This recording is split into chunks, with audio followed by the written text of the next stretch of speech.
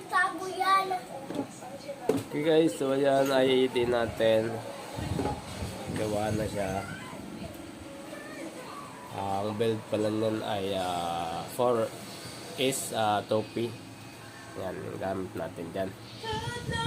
IAD. Yan. Okay. Ay, nag-off yung natin. Monitor. Pang offline na gamit pala to. So, yun yung gamit niya.